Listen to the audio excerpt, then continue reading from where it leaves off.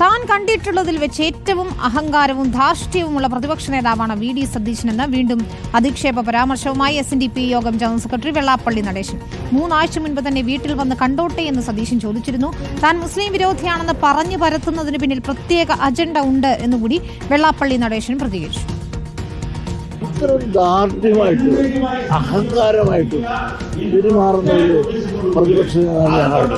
ഒരു 3 ആഴ്ചയ്ക്ക് മുമ്പ് സതീശൻ എനിക്ക് വീട്ടിൽ വന്ന് എനിക്ക് കണ്ടൊന്ന് സംസാരിക്കാൻ ഒരവസരം തരണമെന്നോ, ലീഗ് പറയുന്നതനുസരിച്ച് ചാടിക്കളിക്കുന്ന കുഞ്ഞിരാമന്മാരായിട്ട് ഇവിടുത്തെ കോൺഗ്രസ് അനുവദിച്ചില്ലേ, അവർ പറയുന്നതനുസരിച്ച് ചാടിക്കളിക്ക് എന്നെ ഒരു മുസ്ലിം വിരോധിയാക്കിയത്. ഞാൻ ഒരു മുസ്ലിം വിരോധികളല്ല.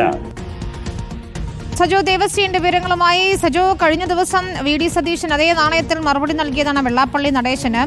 ശ്രീനാരായണ ഗുരു എന്ത് ചെയ്യരുതെന്ന് പറഞ്ഞോ അതാണ് വെള്ളാപ്പള്ളി നടേശൻ ചെയ്യുന്നതെന്നായിരുന്നു വി.ഡി. സതീശന്റെ പരാമർശം. ഇതിന് പിന്നാലെ വീണ്ടും ഇപ്പോൾ വി.ഡി. സതീശനെതിരെ രംഗത്തെത്തിയിരിക്കുകയാണല്ലോ വെള്ളാപ്പള്ളി.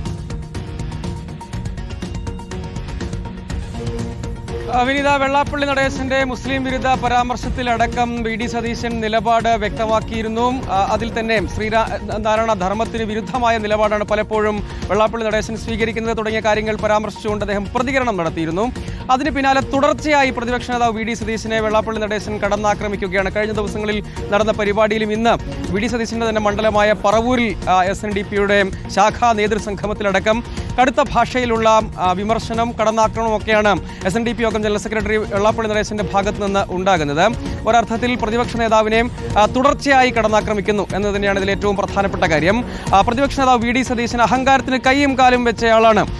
ഈ കാര്യത്തിൽ ഈഴവ സമുദായത്തെ അധിക്ഷേപിക്കുന്ന നിലപാടാണ് സ്വീകരിച്ചത്. ഈഴവർ വോട്ട് കുത്തി യന്ത്രങ്ങൾ മാത്രമാണ്, അധികാരമൊന്നും കിട്ടുന്നില്ല, തന്നെ മുസ്ലിം വിരോധിയാക്കി ചിത്രീകരിക്കാൻ ശ്രമം നടക്കുന്നുണ്ട്, അങ്ങനെ ചിത്രീകരിച്ച് ഒതുക്കാൻ ശ്രമിക്കേണ്ടത് നടക്കില്ല എന്ന് മാത്രമല്ല, ഒരു പടി കൂടി കടത്തി UDFന് 100 സീറ്റ് അടുത്ത നിയമസഭാ തെരഞ്ഞെടുപ്പിൽ കിട്ടുമെന്നാണ് അവകാശവാദം. അങ്ങനെ കിട്ടാൻ പോകുന്നില്ല. സതീശന്റെ നേതൃത്വത്തിൽ ഭരണം പിടിക്കാൻ പോകുന്നില്ല. 100 സീറ്റ് UDF നേടുകയാണെങ്കിൽ താൻ SNDP യോഗം ജനറൽ സെക്രട്ടറി സ്ഥാനം രാജിവെക്കാം, മറിച്ചാണെങ്കിൽ വി.ഡി. സതീശൻ രാഷ്ട്രീയ വനവാസത്തിന് പോകുമോ എന്ന വെല്ലുവിളി തുടങ്ങി കടുത്ത ഭാഷയിലുള്ള വിമർശനങ്ങൾ തുടർച്ചയായും ഉന്നയിക്കുന്നു.